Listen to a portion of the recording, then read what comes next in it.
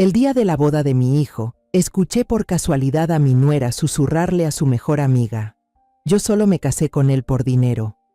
Aún no me reponía del impacto cuando una joven mesera se acercó, me tomó suavemente del brazo y susurró: debería ver esto.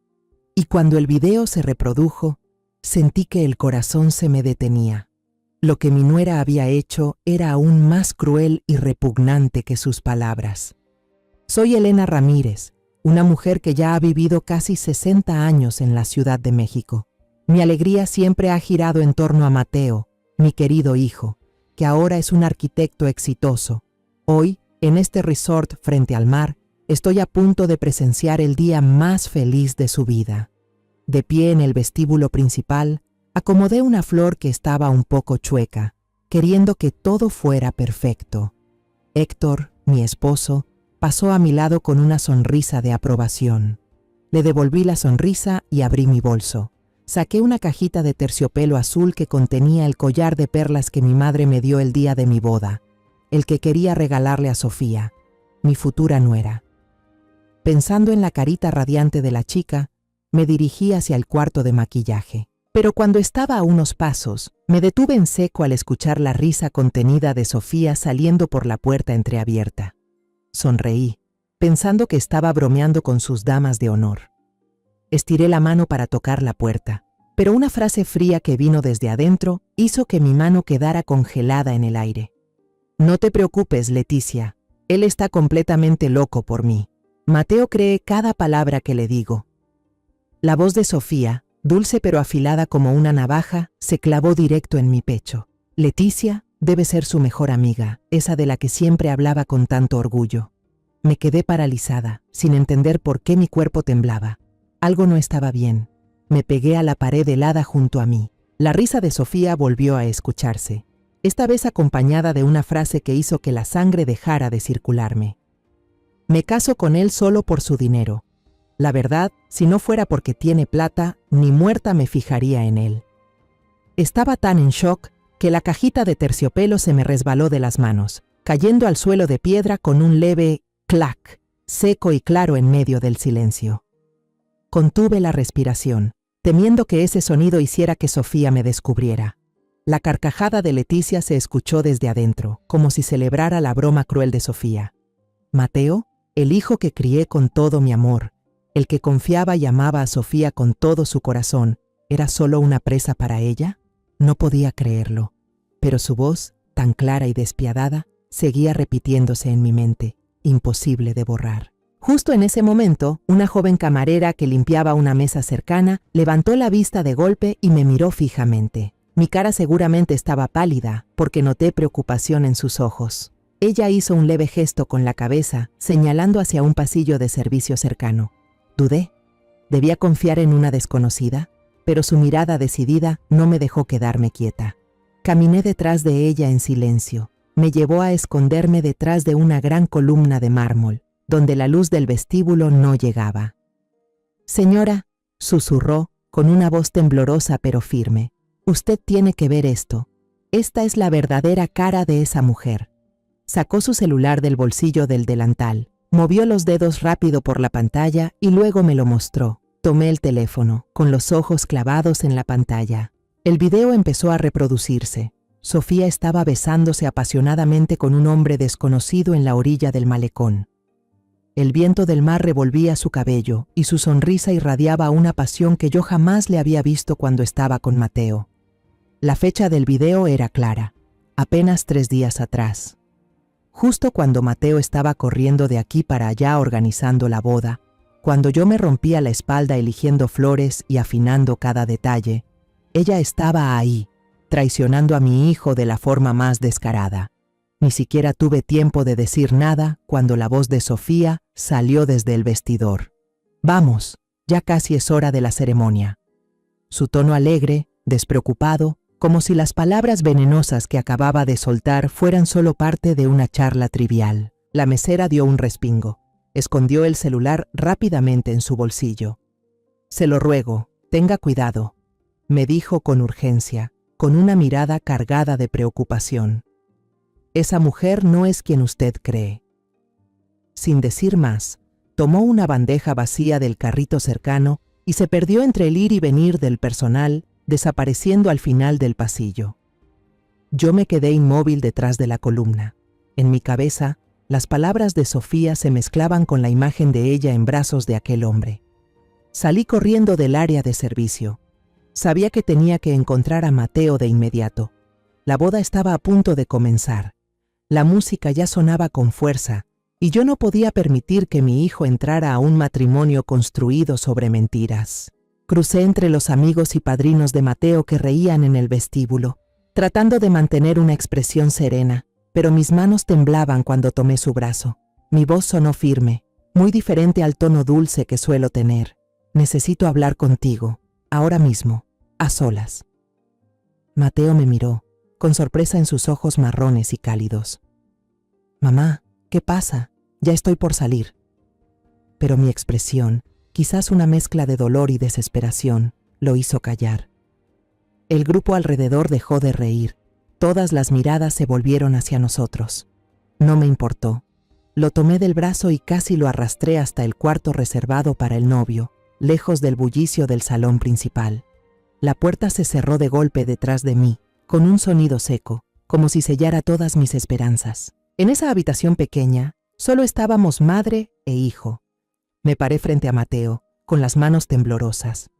Respiré hondo, tratando de poner en orden el caos que tenía en la cabeza. Mateo, escúchame bien, comencé, con la voz quebrada por la emoción. Acabo de escuchar a Sofía hablando con su amiga. Dijo que solo se casa contigo por dinero, que no te ama, Mateo. Lo confesó todo, justo delante de mí. Le repetí cada palabra venenosa que había dicho Sofía, como cuchillas que volvían a atravesarme el corazón. Luego le conté del video, de cómo se estaba besando con otro hombre en el malecón, apenas 3 días antes. Le hablé de la mesera misteriosa, de su mirada preocupada, y de cómo desapareció tras mostrarme esa prueba devastadora. Mateo se quedó quieto, los ojos bien abiertos, como si no pudiera creer lo que acababa de escuchar. «Mamá, ¿estás segura?», preguntó con voz temblorosa. Asentí, conteniendo las lágrimas. «Te lo ruego, Mateo, cancela esta boda, solo por un día. Necesitamos averiguar toda la verdad, no puedo dejar que te metas en esta trampa». Le tomé la mano con fuerza, como si al soltarla lo perdería para siempre. Pero entonces vi el cambio en el rostro de Mateo. De la confusión, su mirada pasó a la sospecha y luego, finalmente, a la ira. «¿Quién era esa mesera, mamá? ¿Cómo se llama? ¿La conoces?», me preguntó con voz cortante. Negué con la cabeza, desconcertada. «No lo sé. Solo apareció, me mostró el video y se fue. Pero te juro que no estoy mintiendo». La desconfianza en los ojos de Mateo crecía, como una pared invisible que se alzaba entre nosotros. ¿Un video de una desconocida? Mamá, hoy en día cualquiera puede falsificar lo que sea. Tal vez simplemente escuchaste mal, dijo, con una molestia evidente, como si buscara desesperadamente una razón para negar la verdad. Y entonces Mateo sacó a relucir viejas heridas, palabras que se clavaron en mi pecho como flechas. «Tú nunca aceptaste realmente a Sofía, ¿verdad? Siempre pensaste que no era suficiente para mí. Estás arruinando el día más feliz de mi vida solo por un malentendido». Me quedé paralizada, sin poder creer que mi hijo pensara así de mí. «Mateo, ¿cómo puedes decir eso? Solo quiero protegerte», grité con la voz quebrada, pero él negó con la cabeza y apartó mi mano. «No quiero escucharte más. Amo a Sofía y me voy a casar con ella». Abrió la puerta y salió, dejándome sola en aquella habitación helada, con un dolor y una impotencia que me golpeaban como olas furiosas. Me quedé ahí, con las manos en el pecho, sintiendo que el corazón se me apretaba. Había fallado. Yo, la madre que siempre se jactaba de conocer a su hijo mejor que nadie, ahora no podía lograr que él confiara en mí. Quería correr tras Mateo, gritarle al mundo entero la verdad, pero mis piernas estaban pesadas, ancladas al suelo. Me dejé caer en una silla, las lágrimas rodando por mis mejillas, empapando el pañuelo que aún sostenía en el bolsillo. La ceremonia siguió adelante, como una obra de teatro perfecta que yo no podía detener. Me senté en primera fila, junto a Héctor, mi esposo. Él me tomó la mano, su calor intentando calmar la tormenta dentro de mí. «¿Qué pasa, Elena?», susurró con preocupación. Solo pude negar con la cabeza, sin poder pronunciar una palabra. Las lágrimas amenazaban con salir, pero apreté los labios con fuerza, tratando de no desmoronarme frente a cientos de invitados. Cuando Mateo y Sofía intercambiaron los anillos, no me atreví a mirar. Pero, como un reflejo, levanté la vista, y mis ojos se cruzaron con los de Sofía. Ella me miró, solo por un instante fugaz, pero fue suficiente para notar esa sonrisa triunfante y helada en sus labios. Esa sonrisa fue como la última estocada, la confirmación de que todo lo que había oído, todo lo que había visto, era real. Sofía sabía que yo sabía, y no tenía miedo. Estaba convencida de que había ganado. La ceremonia terminó, los aplausos resonaron con fuerza, pero para mí, todos los sonidos se volvieron lejanos, como si estuviera perdida en un mundo que ya no me pertenecía. Mientras los invitados se dirigían al área del cóctel, me escabullí, decidida a encontrar a la mesera misteriosa. Ella era mi única esperanza, la única que podía ayudarme a probar la verdad. Recorrí todo el complejo turístico, preguntando a cada empleado, describiendo su apariencia con precisión. Una chica joven, pelo negro recogido en un moño alto, con un lunar pequeño al lado del ojo izquierdo. Pero todos negaban con la cabeza, con miradas de desconcierto. «No hay nadie así, señora», dijo uno. «¿Está segura?», preguntó otro, como si yo me estuviera imaginando todo. Finalmente, busqué al encargado del equipo de servicio, un hombre de mediana edad con aspecto serio. Prácticamente le supliqué que revisara nuevamente la lista del personal. Él deslizó el dedo sobre su tableta y luego me mostró una foto grupal del equipo tomada al inicio del turno. «Señora», dijo con voz firme, «hoy no hay nadie en nuestro equipo que se parezca a la persona que usted describe. Todos los empleados están en esta foto». Miré la imagen, cada rostro, cada par de ojos, pero ella no estaba. La chica con el lunar pequeño junto al ojo izquierdo no existía. Volví a la fiesta. La música animada y las risas de los invitados parecían pertenecer a un mundo completamente ajeno al mío. Me quedé en un rincón apartado, aún sosteniendo con fuerza la cajita de gam que contenía la pulsera de perlas. Un pensamiento aterrador empezó a colarse en mi mente. ¿Y si todo me lo imaginé? ¿Y si mi preocupación por Sofía, esas sospechas vagas que tenía desde antes, me hicieron escuchar mal, ver mal? Una semana después de la boda, Mateo y Sofía regresaron de su luna de miel en Cancún. Yo estaba parada en el pórtico cuando vi a mi hijo bajar del taxi, sonriendo como si llevara el sol en el rostro. Mateo se veía feliz, realmente feliz. Sus ojos brillaban de emoción mientras contaba sobre los días en la playa, sobre las noches viendo el atardecer junto a Sofía. Pero al mirar a Sofía, su sonrisa, aunque perfecta como siempre, tenía algo distinto. Había un dejo de cansancio en su mirada, un leve gesto de impaciencia mientras arrastraba la maleta hacia adentro, como si solo quisiera terminar rápido ese momento de reencuentro. Me repetí que quizá estaba siendo demasiado crítica. La luna de miel debió ser agotadora, y Sofía solo necesitaba tiempo para adaptarse a la nueva vida. Pero al día siguiente, todas mis esperanzas de un nuevo comienzo se esfumaron. Sofía entró en la sala, donde yo estaba limpiando una vieja mesa de madera, una reliquia familiar que mi madre había adorado. Miró alrededor y dijo, con un tono suave pero firme, «Creo que deberíamos renovar un poco este espacio, Mateo. Esta casa está un poco anticuada, ¿no crees?» Mateo, que leía el periódico en el sillón, levantó la vista y sonrió. «Haz lo que quieras, mi amor. Confío en tu gusto».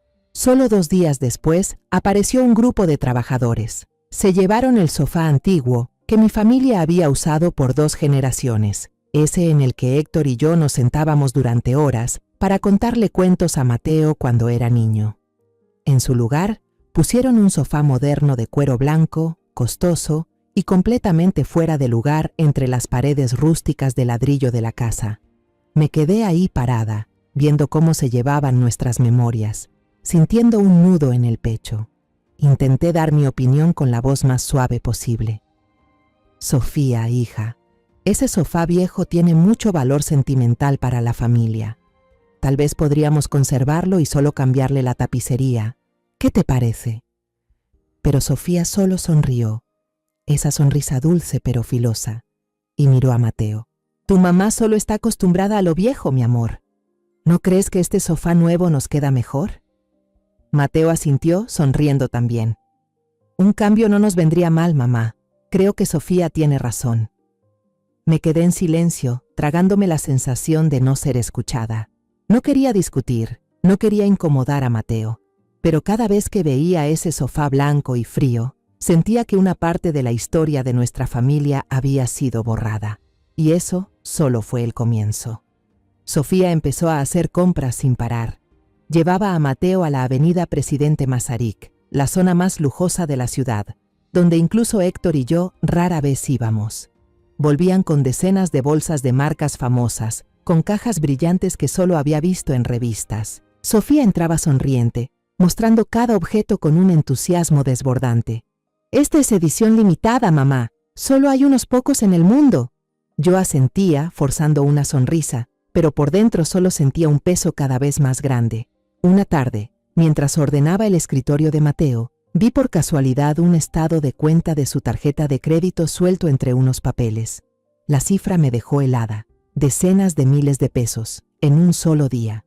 Sostuve la hoja con las manos temblorosas, intentando calcular cuántas cosas esenciales para la familia, para la empresa de Mateo, o incluso unas vacaciones para todos, se podrían comprar con ese dinero.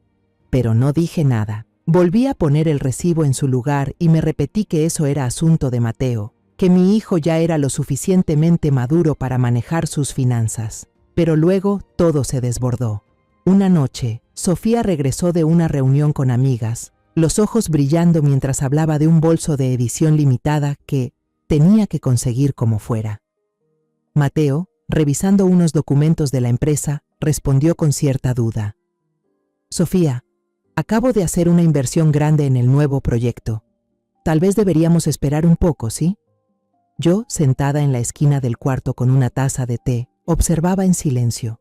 Sofía no dijo nada, solo apretó los labios y se dio la vuelta. El ambiente se volvió pesado de repente. Esa noche, durante la cena, Sofía casi no habló. Jugaba con la comida en el plato, suspiraba de vez en cuando, con la mirada perdida. Mateo, preocupado, le preguntó: «¿Estás bien, mi amor? ¿Te pasa algo?» Sofía negó con la cabeza, con voz suave pero llena de intención. «No es nada, es solo que me siento un poco menospreciada. Mis amigas, todas reciben detalles lindos de sus esposos, les compran lo que quieren, y yo...» Dejó la frase en el aire, con los ojos llenos de lágrimas. Me senté ahí, apretando la cuchara con fuerza, conteniendo la rabia que me subía por dentro. No era la primera vez que veía a Sofía usar esa estrategia, pero cada vez me estremecía más su nivel de cálculo. A la mañana siguiente, al pasar frente a su habitación, vi el bolso, brillante, llamativo, colocado con cuidado sobre el tocador de Sofía como si fuera un trofeo. Sofía rodeaba con los brazos el cuello de Mateo, lo besaba en la mejilla y decía con una voz melosa, lo suficientemente alta como para que yo escuchara: «Eres el mejor esposo del mundo, mi amor». Mateo sonreía, con los ojos llenos de ternura, como si todas las preocupaciones económicas de la noche anterior se hubieran esfumado. Yo estaba afuera de la puerta, con el corazón pesado. Sabía que Mateo había comprado ese bolso, probablemente anoche, a pesar de las dificultades financieras que él mismo había mencionado. El comportamiento de Sofía se repetía como un ciclo tóxico. Cuando conseguía lo que quería, era dulce, cariñosa, se mostraba como la esposa perfecta, pero ante la más mínima negativa se volvía fría, irritable. Usaba el silencio y las lágrimas para manipular a Mateo. Veía a mi hijo, antes un hombre fuerte y decidido, ahora atrapado en el juego psicológico de Sofía sin darse cuenta. Cada vez que lo veía ceder, sentía que una parte de mi corazón se rompía. Al final, ya no pude más. Una noche, Mientras Sofía salía a ver a sus amigas, llevé a Mateo a la oficina, cerré la puerta y le hablé. «Hijo», le dije, con voz firme pero llena de cariño, «tenemos que hablar del gasto de Sofía. ¿No crees que está gastando demasiado? Esa factura de tu tarjeta de crédito me preocupa por ti, Mateo. La empresa necesita capital y no puedes seguir así».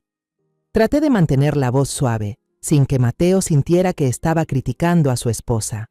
Pero Mateo solo sonrió, una sonrisa cansada. «Mamá, solo está adaptándose a la nueva vida. Es mi esposa. No pasa nada si la consiento un poco. Sofía merece ser feliz». Me quedé helada, sin poder creer que mi hijo pudiera pasar por alto todo tan fácilmente. «Mateo, no estoy diciendo que Sofía no lo merezca, pero necesitas mantener la cabeza fría. ¿No ves que te está manipulando?». Casi grité, pero Mateo negó con la cabeza, ahora con una mirada algo molesta. «Mamá, ya basta. No quiero seguir oyendo esto. Sofía es mi esposa y confío en ella». Se levantó, abrió la puerta y salió, dejándome sola con una sensación de impotencia que me ahogaba. Me quedé sentada, mirando por la ventana, con la luz tenue de la luna entrando en la habitación. Traté de convencerme de que tal vez estaba siendo demasiado sensible, que estos roces eran normales en un matrimonio nuevo, pero mi intuición, esa que siempre he seguido, gritaba que algo estaba muy mal. Un sábado por la mañana, salí de esa casa ahora cargada de tensión y me dirigí al espacio familiar del club de pintura. Los trazos suaves, el aroma del óleo y las conversaciones suaves de los miembros siempre me daban algo de paz en medio del caos interno. Ese día elegí una esquina junto a la ventana e intenté pintar el jardín detrás de mi casa, donde las bugambilias alguna vez fueron el orgullo mío y de Héctor. Pero mis manos temblaban, mis pinceladas carecían de la precisión habitual. Cada vez que tomaba el pincel, las imágenes de Sofía y sus conductas manipuladoras volvían a mi mente, impidiéndome concentrarme. Después de la actividad, algunas amigas, incluida Carmen, y yo, decidimos ir al mercado de artesanías de San Ángel. Siempre he encontrado alegría en ese lugar, los puestos coloridos, las voces alegres de los vendedores y el aroma de los tamales que salía de los carritos. Nos sentamos en un pequeño café al aire libre y pedimos unas tazas de café de olla, ese café hecho en olla de barro que tanto me gusta. El calor de la taza de cerámica me reconfortó un poco, aliviando mi ansiedad. Hablamos de cosas triviales, el nuevo cuadro de Carmen, los planes de viaje de otra amiga, pero mi mente vagaba, atrapada por las dudas que carcomían mi corazón. De pronto Carmen se inclinó hacia mí y me susurró al oído con voz baja y algo incómoda. «Elena», murmuró, «no quiero ponerte en una situación difícil, pero el jueves pasado vi a tu nuera». Sonreí, tratando de mantener la naturalidad, pensando que, como todos, iba a alabar a Sofía. «¿Ah, sí? Seguro se veía hermosa, ¿verdad?», respondí con voz suave, aunque el corazón me latía más rápido. Carmen dudó, desvió la mirada, como si estuviera decidiendo si debía continuar o no. «Sí, muy hermosa», dijo despacio, «pero no estaba sola, y el hombre que la acompañaba definitivamente no era Mateo». Sentí que el corazón se me detenía un instante, como si alguien hubiera tirado de una cuerda dentro de mi pecho. Traté de mantener el rostro sereno, pero mi mano temblaba ligeramente al sostener la taza de café. «¿Qué dijiste?», susurré, casi sin voz. Carmen me miró con compasión en los ojos. «Los vi en un restaurante elegante en la zona de Polanco», continuó. «Se veían muy cercanos, Elena. Ese hombre le acariciaba el cabello, y ella reía de una forma muy íntima. Estoy segura de lo que vi. Mi mesa estaba justo al lado. Yo pensé que deberías saberlo». Sentía la garganta seca, como si cada aliento quedara atrapado. La imagen de Sofía besando a un hombre desconocido en la playa del malecón, ese video que la misteriosa camarera me había mostrado, volvió a invadir mi mente. Polanco, un restaurante elegante, gestos demasiado íntimos. Todo coincidía con esa corazonada que yo había intentado enterrar. Pero no podía permitir que Carmen notara mi angustia. No podía dejar que nadie supiera que mi familia estaba al borde del abismo. Me forcé a sonreír con torpeza y hablé con un tono deliberadamente suave. Creo que se equivoca, Carmen. Tal vez era un socio de negocios de Sofía. Ahora ella también está ayudando a Mateo con muchas cosas en la empresa. Carmen me miró, con una chispa de duda en los ojos, pero luego asintió con tono comprensivo. Sí, puede ser. Mi vista ya no es lo que era. No preguntó más, y supe que lo hizo para salvarme la dignidad. La conversación derivó hacia otros temas, pero yo ya no escuchaba nada. Las risas de los amigos, la música de un puesto cercano. Todo se volvió ruido lejano. En mi cabeza, las palabras de Carmen se repetían como un eco perturbador. Sofía, ese hombre, esa sonrisa cómplice, eran piezas de un rompecabezas que yo no quería completar. De regreso a casa, conduje como en piloto automático, con la mirada fija en el camino, pero la mente perdida. Traté de convencerme de que Carmen se había confundido, que todo tenía una explicación razonable, pero en el fondo yo sabía la verdad. Sofía no era la esposa dedicada que Mateo creía. Llevaba una doble vida, y yo, a pesar de haber intentado advertir a Mateo, seguía siendo impotente ante el amor ciego de mi hijo. El dolor mezclado con la rabia hizo que apretara con fuerza el volante, con las uñas clavándose en mis palmas hasta doler. Esa noche, estaba en la cocina preparando la cena como siempre. El aroma del mole poblano, el plato favorito de Mateo, salía de la olla, pero yo ya no sentía placer al cocinar. Cada corte de cebolla era como una herida en el corazón. Entonces Sofía entró, con el teléfono en la mano y una sonrisa radiante. Reía bajito con quien estaba al otro lado de la línea, su voz tan dulce que me erizó la piel. Sí, ya sé. Bueno, yo me encargo, decía, con un tono lleno de insinuaciones. Al verme, Sofía se sobresaltó, y su sonrisa se desvaneció al instante. Su rostro mostró un atisbo de incomodidad, como si la hubieran descubierto. Tengo que colgar. Te llamo luego, dijo apresurada al teléfono, y colgó de inmediato. La miré, intentando mantener el rostro sereno, pero dentro de mí rugía una tormenta.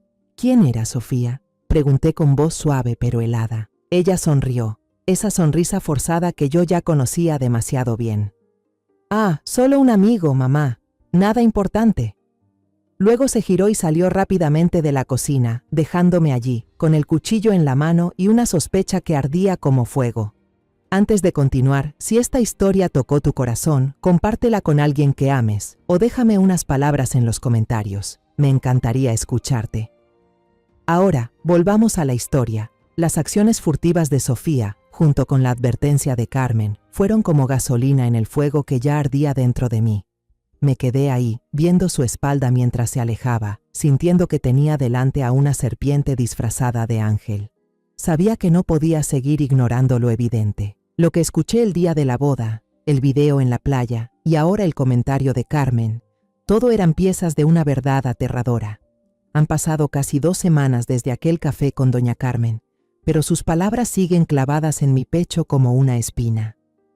Vivo en un estado de tensión constante, con los ojos siempre puestos en Sofía, buscando cualquier señal que confirme mis sospechas. Esa noche, una tormenta de verano azotó la ciudad. El viento silbaba entre las rendijas de las ventanas y los truenos rugían como si quisieran partir el cielo en 2. Estaba acostada en la cama, con los ojos bien abiertos, incapaz de dormir. Mis pensamientos giraban sin control. Sofía, Mateo, lo que escuché el día de la boda. Todo era un torbellino en mi mente. Me preguntaba si estaba exagerando, si la duda me había convertido en una madre controladora, desconfiada. Pero entonces volvía a aparecer la imagen de Sofía, sonriendo coquetamente con ese hombre desconocido, según el relato de Carmen. Y yo sabía que no podía ignorar el presentimiento de una madre. Alrededor de las 2 de la mañana, me incorporé, agotada de tanto dar vueltas en la cama. Decidí bajar a la cocina a prepararme una taza de té de manzanilla, esperando que su aroma suave me ayudara a calmarme. Me puse una bata ligera y salí del cuarto. Mis pies descalzos tocaron el suelo de madera, frío como el hielo. La casa estaba sumida en la oscuridad, Solo se oía la lluvia constante cayendo en el patio. Cuando me acerqué a las escaleras, me detuve en seco. Una luz tenue salía de la cocina del primer piso, acompañada de unos susurros casi inaudibles, ahogados por el sonido de la lluvia. El corazón me dio un brinco. ¿Quién podía estar allí a esta hora? Bajé con cuidado, cada paso más silencioso que el anterior, hasta esconderme detrás de la pared grande al final del pasillo. Desde ahí podía ver la cocina sin ser vista. Y entonces la vi, Sofía, de espaldas a mí, con solo una bata de dormir delgada. La luz del celular iluminaba su rostro, y su voz sonó suave, cariñosa, con un tono que nunca le había escuchado usar con Mateo. «Te extraño, amor mío», susurró, y sentí cómo la sangre se me helaba. Me tapé la boca con una mano, conteniendo la respiración, temiendo que el más mínimo sonido la alertara. Sofía soltó una risita baja, cargada de intención. «No, él duerme como un tronco. Es como un niño grande, no se entera de nada». El desprecio en su voz me dio escalofríos, como si una ráfaga helada recorriera mi espalda. Mateo, mi hijo, el que la había amado con todo su corazón y se había desvivido por protegerla, era para ella solo un tonto inútil. Cerré el puño, las uñas clavadas en la palma me dolían, pero no me atreví a moverme. Ella siguió hablando, en un tono bajo, pero claro. Cada palabra era como una puñalada en mi mente. Todo va según el plan. Ya tengo la copia de los papeles de la transferencia de bienes. El viejo abogado de la familia es un idiota. Con un par de halagos me dejó ver todo. Mi corazón se detuvo por un instante. ¿Papeles de transferencia? ¿Se refería a la empresa de Mateo? ¿Al legado que mi familia había construido con tanto esfuerzo durante generaciones? Quise lanzarme sobre ella, arrebatarle el teléfono y enfrentarla ahí mismo, pero sabía que debía mantener la calma. Necesitaba escuchar todo. Necesitaba conocer la verdad completa. «Solo falta la firma de Mateo», dijo Sofía con una voz llena de seguridad. «No te preocupes, he estado practicando toda la semana. Su firma no es difícil de imitar. Solo necesito un poco más de tiempo».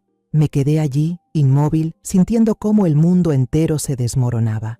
Ella no solo estaba traicionando a Mateo sentimentalmente, sino que también planeaba arrebatarle todo lo que tenía. Pensé en mi hijo, en aquellas noches que pasó en vela para terminar sus proyectos, en su sueño de llevar la empresa familiar a otro nivel.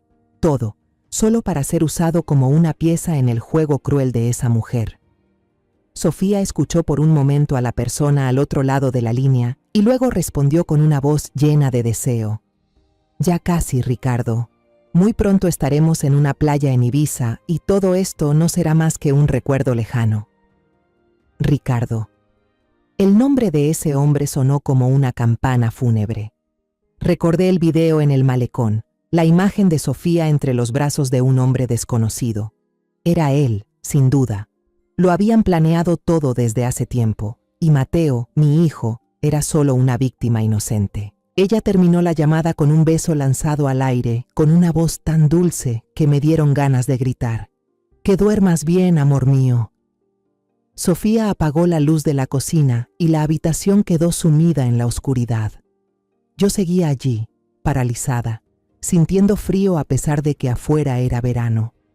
Me apresuré a regresar a mi habitación, en silencio, con las piernas temblorosas como si fueran a fallarme. Cerré la puerta, me apoyé contra la pared y me dejé caer al suelo, cubriéndome el rostro con las manos. Esa noche no pude dormir. Las palabras de Sofía se clavaban en mi mente como cuchillas. Cada frase, cada palabra, era una prueba de su traición y su conspiración. Durante los días siguientes, viví en un estado constante de miedo y ansiedad. Sabía que necesitaba pruebas, pero no tenía idea por dónde empezar. La mañana del sábado fui al club de pintura, esperando que ese espacio familiar me ayudara a encontrar algo de paz. Pero al sentarme frente al caballete, no podía concentrarme. El paisaje que pensaba pintar, un campo de girasoles bajo el cielo azul, se volvió gris, sin vida, como mi estado de ánimo. Mis pinceladas eran temblorosas, manchadas, como si reflejaran el caos que tenía dentro. Los otros miembros del club notaron algo raro. Una amiga incluso me preguntó, «Elena, ¿estás bien hoy?». Solo sonreí con esfuerzo y negué con la cabeza. Solo estoy un poco cansada. Pero yo sabía que nadie podía imaginar la tormenta que rugía dentro de mí. Después de la clase, mientras todos recogían sus cosas, doña Carmen me llevó a un rincón con el rostro serio. «Elena», dijo en voz baja, «perdón si vuelvo a incomodarte, pero desde la última vez no he podido quedarme tranquila». Mi corazón latía con fuerza. Tenía el presentimiento de que estaba por decir algo importante. Sacó su teléfono y con rapidez deslizó el dedo por la pantalla. Ayer fui de compras al centro comercial Antara Polanco y los volví a ver. La miré, intentando mantener la calma, pero mis manos se aferraban al borde de mi blusa. ¿Los? ¿A quién te refieres?, pregunté, aunque ya intuía la respuesta.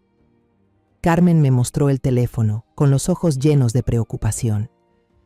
Como la vez pasada no me creíste, esta vez les tomé una foto.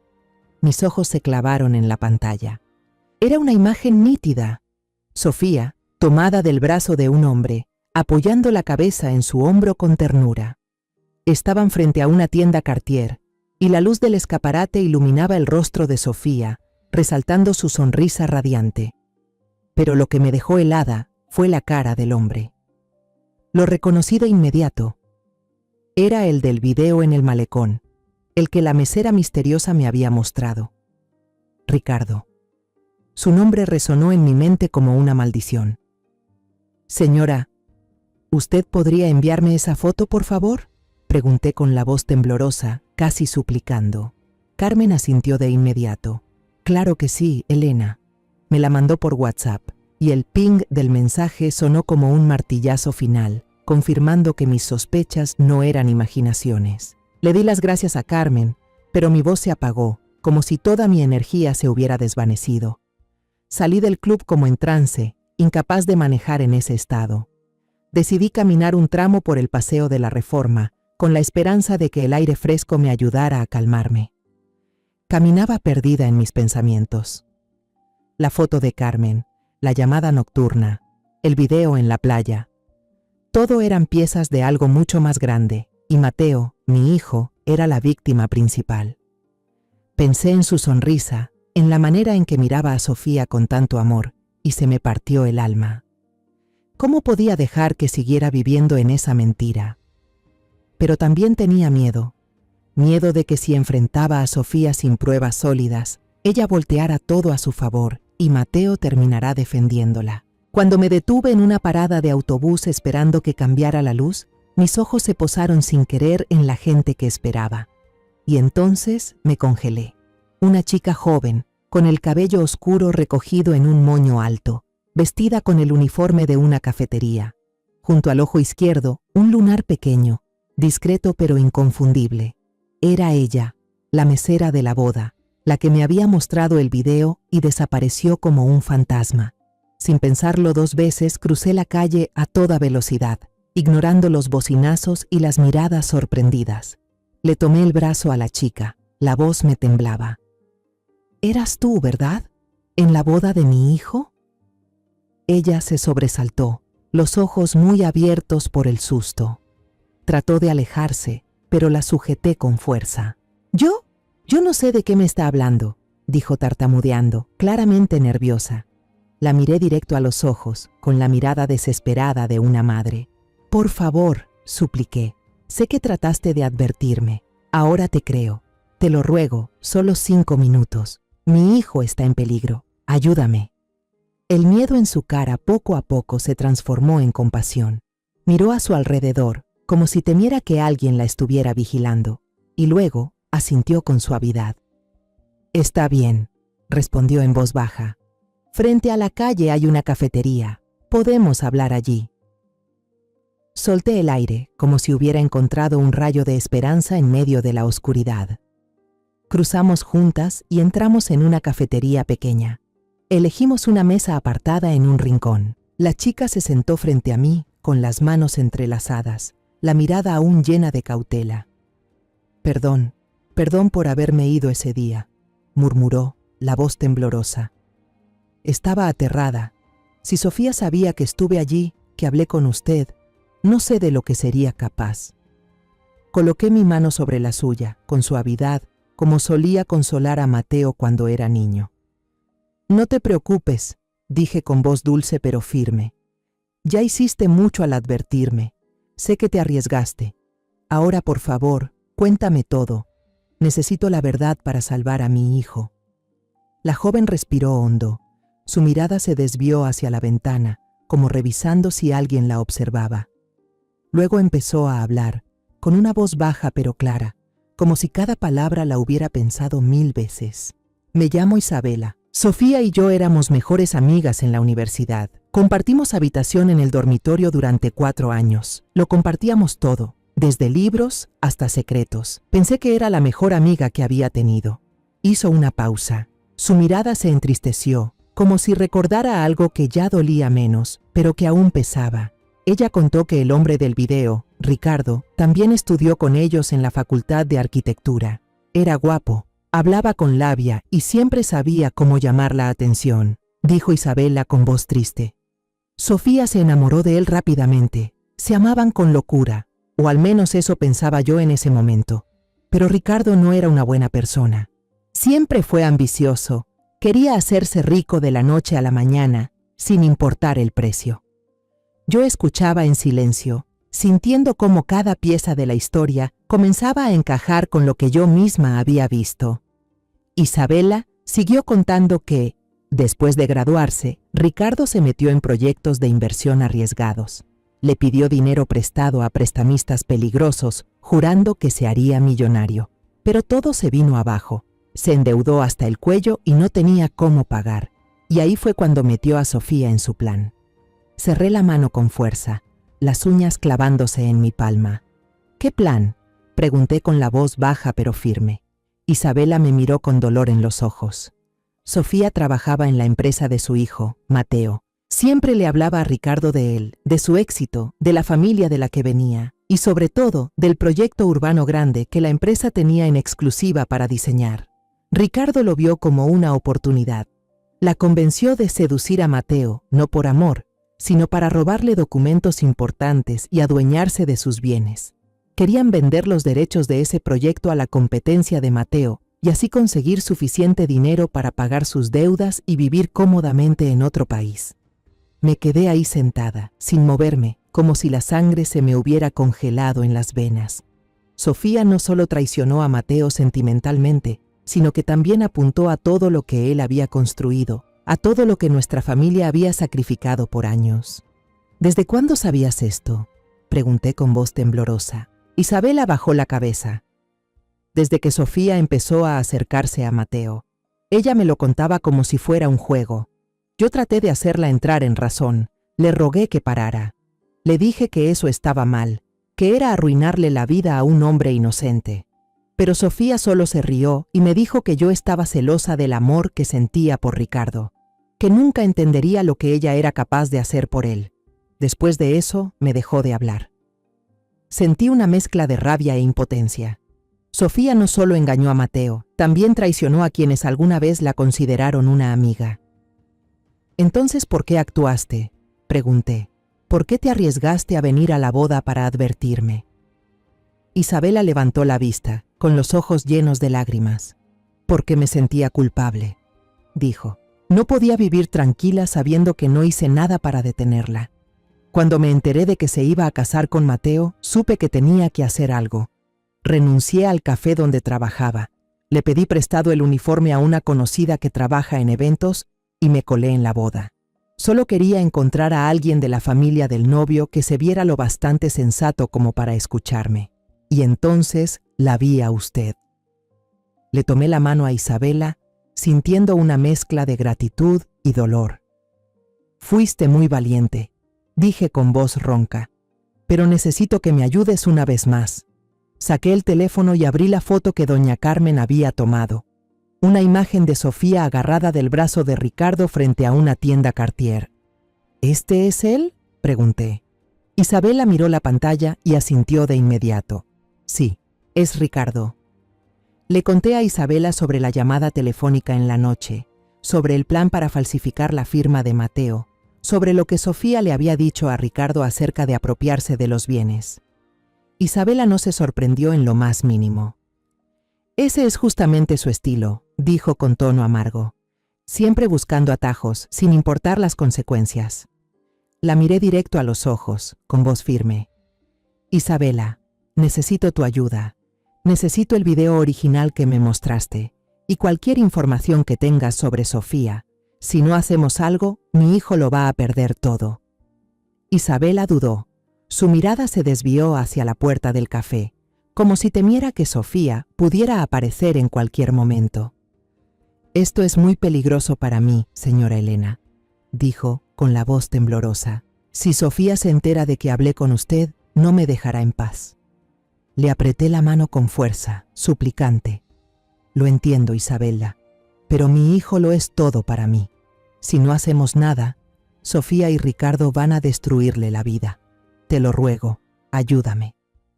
Después de unos segundos de silencio, Isabela respiró hondo y asintió. Abrió su celular, buscó el video original y me lo envió por WhatsApp. El ping del mensaje entrante sonó como una confirmación de que estaba tomando el camino correcto. Tenga mucho cuidado, señora, dijo Isabela antes de despedirnos, con una voz cargada de preocupación. Sofía es mucho más peligrosa de lo que usted cree. Nunca perdona a quien se le interpone. Asentí, sintiendo que acababa de recibir una advertencia del destino. Gracias, Isabela, dije con la voz entrecortada. Nunca voy a olvidar lo que hiciste. Salí del café con el video original en la mano y la foto que me había dado doña Carmen. Pruebas cruciales que sabía que lo cambiarían todo.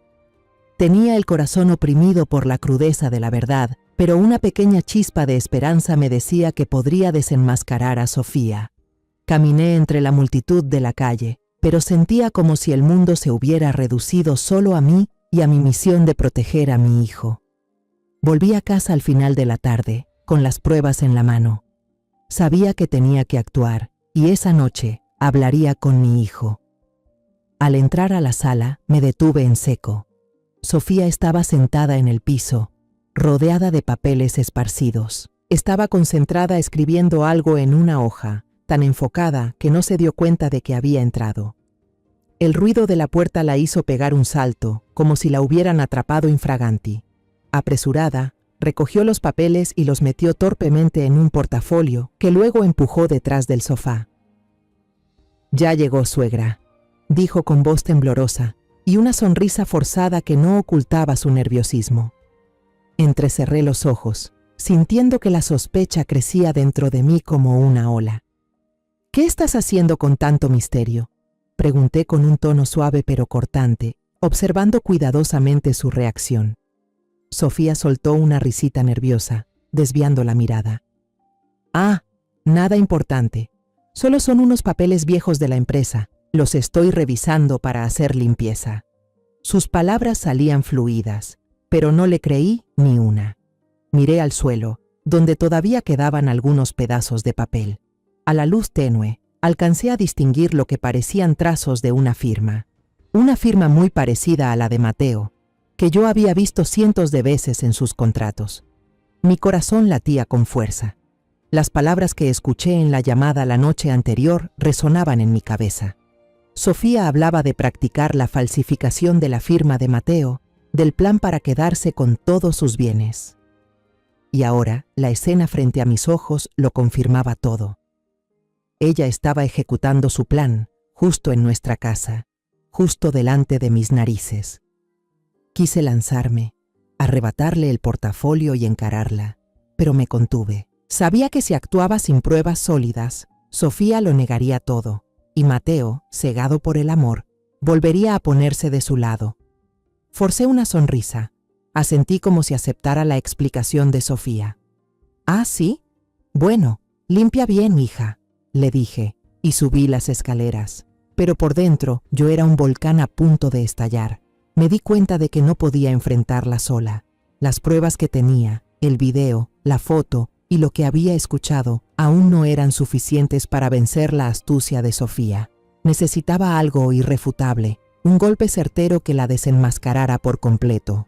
A la mañana siguiente, mientras Sofía salía con la excusa de ir al spa, Me senté en el estudio, apretando con fuerza el teléfono en la mano.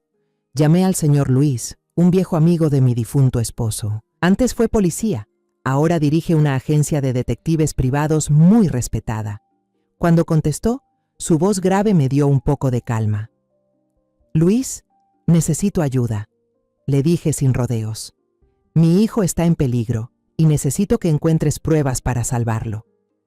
Le conté todo, desde mis primeras sospechas el día de la boda, el video en el malecón, la llamada nocturna, hasta la escena en la que vi a Sofía practicando la firma falsa.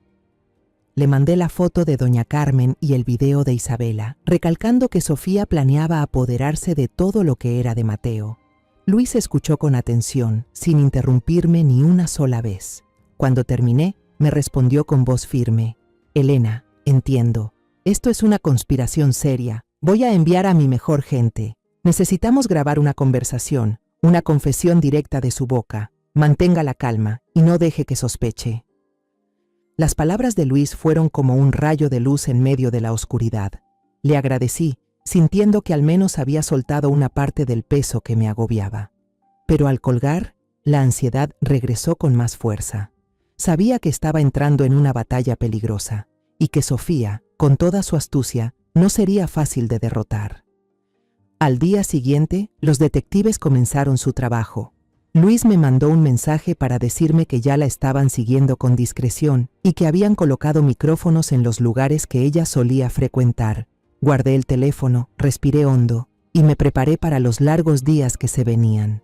Vivir con Sofía se volvió un suplicio. En cada comida tenía que fingir una sonrisa, asentir mientras ella contaba historias sin importancia. Cada vez que la veía tocar a Mateo, rodearle el cuello con el brazo o besarle la mejilla, sentía como si me estrujaran el corazón. Quería gritarle, decirle a Mateo que la mujer que amaba era una farsante, pero sabía que tenía que esperar. Cada conversación con Sofía era una actuación, en la que yo jugaba el papel de la suegra amable, mientras ella era una serpiente escondida tras una fachada de dulzura. Una vez, mientras lavaba los platos, Sofía entró en la cocina y me preguntó con voz melosa: ¿Necesita ayuda, mamá? Me giré, la miré directo a los ojos y por un instante vi un destello de desconfianza en su mirada. No, hija, le respondí con tono sereno. Yo puedo sola. Ella sonrió, pero supe que me estaba midiendo. Aquellos días fueron los más largos de mi vida. 3 días después de encargarle la tarea al señor Luis, recibí una llamada de la oficina del detective. El teléfono vibró justo cuando estaba en la cocina. La voz de Luis sonó grave y firme. Señora Elena, ya tenemos lo que usted necesita. El corazón me dio un vuelco, como si el mundo entero se redujera a esa sola frase. Acordamos vernos en una cafetería pequeña y discreta, lejos de casa, donde nadie pudiera reconocerme. Cuando me senté a la mesa, él me entregó una memoria USB diminuta, con una mirada seria. Todo está aquí, señora. Es un archivo de audio de alta calidad. Me explicó que el equipo de detectives había colocado un micrófono diminuto debajo del asiento del auto de Ricardo. Ayer, Sofía se reunió con él dentro de ese mismo auto, y toda la conversación quedó grabada. Tomé la USB, sintiendo que pesaba como una piedra, como si llevara el destino entero de mi familia. Gracias, Luis, dije con la voz temblorosa. Jamás olvidaré lo que ha hecho. Él asintió con una mirada llena de compasión. Tenga cuidado, Elena, y que tenga suerte. Regresé a casa con el corazón latiendo tan fuerte que sentía que iba a estallar. Esperé a asegurarme de que Sofía ya había salido. Dijo que iría a su clase de yoga, una excusa tan repetida que ahora sabía que solo era una fachada. Mateo seguía en la oficina, ocupado con una reunión importante. Entré a mi estudio, cerré la puerta con llave y me senté frente a la computadora. Mis manos temblaban mientras conectaba la USB, como si estuviera por abrir una puerta hacia una verdad que tanto anhelaba como temía. Me puse los audífonos, respiré hondo y presioné play. La voz de Sofía y Ricardo se escuchaba clarísima, como si estuvieran parados frente a mí. ¿Cómo va todo? ¿Ya lograste firmar?, preguntó Ricardo, con un tono grave y codicioso. Sofía respondió con seguridad y un dejo de orgullo. Casi. He estado practicando su firma toda la semana. Ya me sale igual en un 99%. Esta noche le diré que hay unos contratos de diseño urgentes que necesita firmar. Pondré la hoja de cesión en medio y no se dará cuenta. Cerré el puño con fuerza. Las uñas se me clavaron en la palma. Hablaba de Mateo, mi hijo, como si fuera una presa fácil de engañar. Ricardo soltó una risa baja, claramente satisfecho. Perfecto. En cuanto el banco confirme la transacción, nos vamos esa misma noche. Ya compré los boletos. Sofía rió entre dientes, con una dulzura que me puso la piel de gallina. Y lo mejor es que ni siquiera firmé el acta de matrimonio civil. Siempre me las arreglé para posponerlo con excusas de trabajo. Así que, legalmente, él y yo no somos nada. Nadie podrá encontrarme. Ricardo se echó a reír. Eres una genia, mi amor. Ese idiota de Mateo se va a quedar sin nada. Me quité los audífonos, respirando con dificultad, como si el aire se hubiese ido de la habitación. La crueldad y frialdad con la que actuaban superaba todo lo que había imaginado. No solo estaban estafando, también se burlaban de mi hijo, convirtiéndolo en el hazmerreír de su sucio plan. Las lágrimas comenzaron a brotar, pero esta vez eran de furia. Me limpié la cara de un manotazo, me puse de pie y me dije a mí misma, ya basta. No voy a permitir que Sofía y Ricardo sigan con este juego ni un segundo más. Llamé a Mateo. Mi voz sonaba fría y firme, con una calma que incluso a mí me sorprendió. Mateo, ven a casa de inmediato. Hay algo urgente que necesitas ver. No preguntes nada, solo ven. Él dudó al otro lado de la línea. Mamá, estoy en una reunión. ¿Pasa algo grave? Lo interrumpí. Ven ya, Mateo. No es una broma. Colgué sin darle tiempo a decir más. Sabía que si no era fuerte ahora, jamás tendría otra oportunidad para salvarlo. Media hora después, Mateo entró a la casa con el rostro lleno de preocupación. ¿Qué pasó, mamá? ¿Alguien está bien?, preguntó, con la voz tensa. No le respondí, solo le hice una seña para que me siguiera al despacho. Cerré la puerta con llave, asegurándome de que nadie nos interrumpiera. Le señalé la silla, luego me paré frente a él con la mirada firme. Siéntate y escúchame, dije, con una voz tan calmada que daba miedo. Puse todo sobre la mesa. El celular con la foto de Sofía del brazo con Ricardo frente a la tienda Cartier, la tablet con el video donde ella lo besaba en la playa del malecón. Y por último, conecté la memoria USB a la computadora. Escucha, hijo, le dije y apreté el botón de reproducir. La grabación comenzó. Cada palabra de Sofía y Ricardo retumbaba como martillazos en el aire. Observé a Mateo sin apartar la vista. Su expresión pasó de la confusión al asombro y luego al terror. Cuando Sofía habló de falsificar la firma, de no haber firmado el acta de matrimonio, los ojos de Mateo se enrojecieron y apretó los puños hasta que los nudillos se le pusieron blancos. Cuando terminó la grabación, el silencio llenó el cuarto, denso como la tormenta que se avecinaba. Lo miré con el corazón hecho un nudo. «Ahora, ¿me crees, hijo?», pregunté suavemente, con la voz quebrada por tanto contenerme. Mateo no respondió. Apoyó la cabeza sobre la mesa, los hombros temblando. Me acerqué y le puse una mano sobre el hombro, sintiendo cada sacudida del cuerpo de mi hijo. Por primera vez en muchos años, lo vi llorar. No como un hombre fuerte, sino como un niño herido. Lo abracé. Mis lágrimas también comenzaron a caer, pero no dije nada. Sabía que él necesitaba tiempo para asimilar una verdad tan cruel. Después de unos minutos, Mateo levantó la cabeza. Ya no había lágrimas, solo una rabia fría y una determinación férrea en sus ojos. Sacó el teléfono, con la voz helada. «Licenciado Álvarez», dijo sin titubear, «necesito verlo de inmediato. Quiero presentar una demanda, fraude, intento de despojo de bienes». Me quedé ahí, mirándolo, con el corazón apretado pero también con orgullo. Lo habían lastimado, pero no se quebró. Todo pasó como un torbellino después de esa conversación. Esa noche, cuando Sofía entró por la puerta, no imaginaba que su farsa estaba a punto de derrumbarse. Mateo estaba en la sala, junto a los dos abogados que había llamado apenas terminó de escuchar la grabación. Yo estaba detrás de él, observando en silencio, con el corazón pesado pero aliviado. Sofía nos miró, y su sonrisa desapareció en cuanto notó el ambiente. «Mateo, ¿qué pasa?», preguntó, con la voz temblorosa, tratando de fingir inocencia. Mateo no respondió. Solo encendió la tablet y puso la grabación que le había dado el señor Luis. Las voces de Sofía y Ricardo se escucharon claras, cada palabra desenmascarando su plan. El rostro de Sofía se desfiguró, los ojos abiertos de terror. «No, no, estás malinterpretando todo. Eso no es real», gritó, con la voz rota, pero Mateo levantó la mano para detenerla.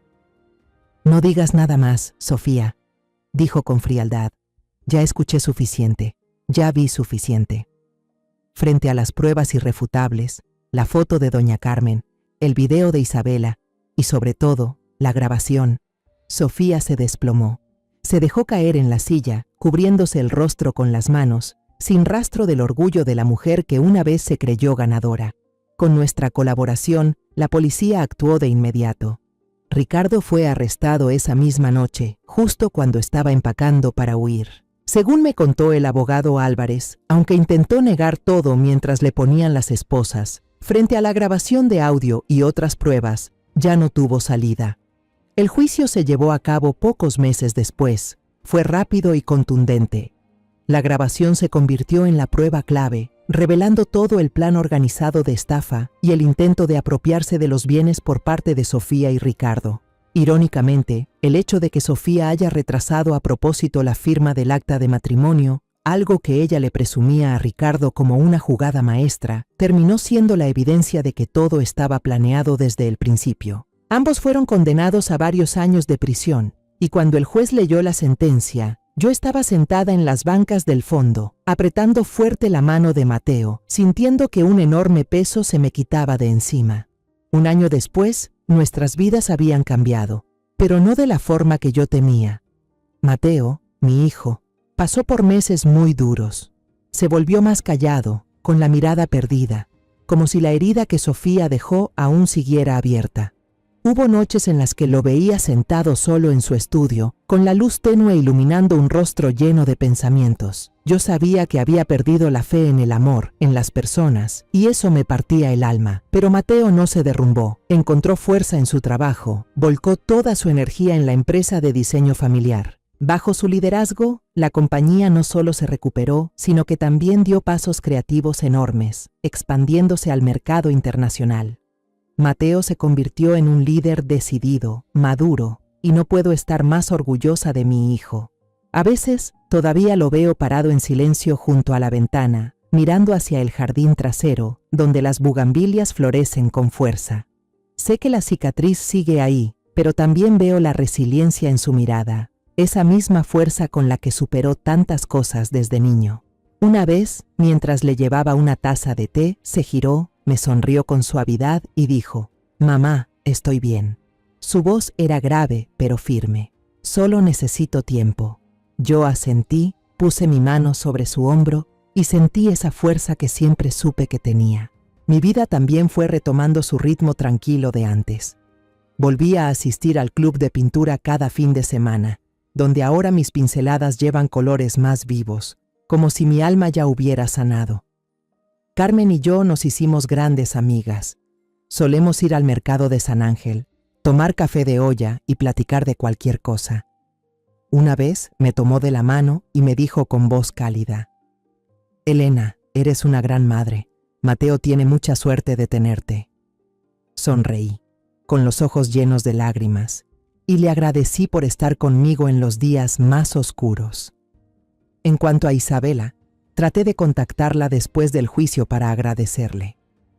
Llamé al número que había usado, pero ya no estaba en servicio. Fui al café donde solía trabajar, pregunté por ella, pero me dijeron que se había mudado poco después de la boda de Mateo. Nunca volví a verla, pero la imagen de aquella joven con el lunar pequeño junto al ojo izquierdo quedó grabada en mi mente. Cada vez que tomo un pincel, rezo en silencio por Isabela, deseando que en algún lugar esté viviendo una nueva vida, en paz y feliz. Ella fue la heroína silenciosa de nuestra familia y le estaré eternamente agradecida. La tormenta realmente ya pasó. Nuestra casa volvió a llenarse de luz y las risas de Héctor y Mateo resuenan durante las cenas. El pequeño jardín detrás, ese que temía que se marchitara, ahora está lleno de flores de bugambilia rojas, fuertes, creciendo después de los días oscuros. Una tarde, me paré en medio del jardín. Pasé los dedos por una flor y sonreí.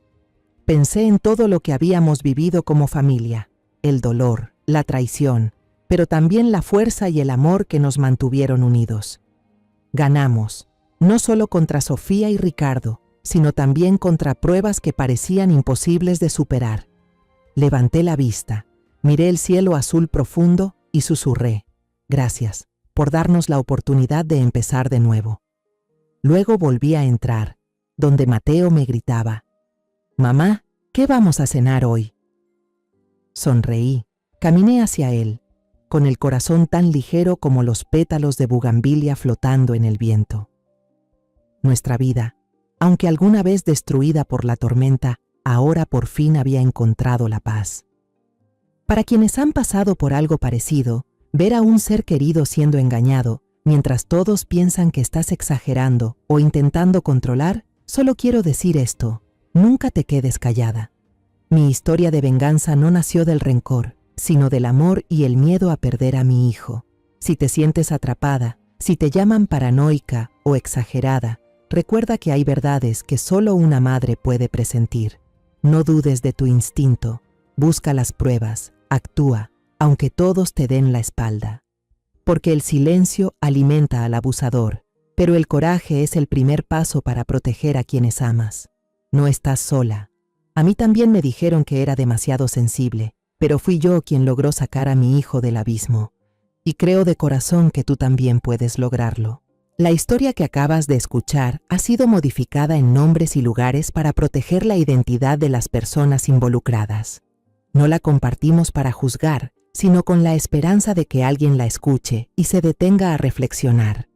¿Cuántas madres están sufriendo en silencio dentro de su propio hogar?